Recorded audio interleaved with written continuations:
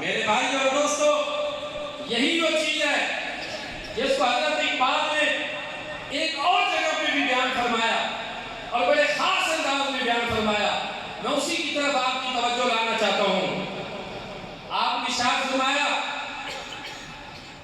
کہ حضور نبی کریم صلی اللہ علیہ وآلہ وسلم کی ذات وہ ذات ہے جو ہم سب کے لیے مرکز کی حیثیت رکھتی ہے، جہاں ہم سب اکٹھے ہو سکتے ہیں. اعتصام میں حبلیلہ بھی حضور کی ذات ہے، دین کا مرکز اور محور بھی حضور کی ذات ہے. اہل بیت کو جو عظمت و شان ملی حضور کے صدقے ملی، صحابہ کرام کو جو رفتیں اور عظمتیں ملی وہ حضور کے صدقے ملی. حضرت اقبال کہتے ہیں دل با محبوب حجازی بستا ہے زینچے ہے بیک دیگر پیوستہ ہے. فرمایا ہم نے اپنے دل کو محبوب حجازی کے ساتھ باندھ رکھا ہے اور یہ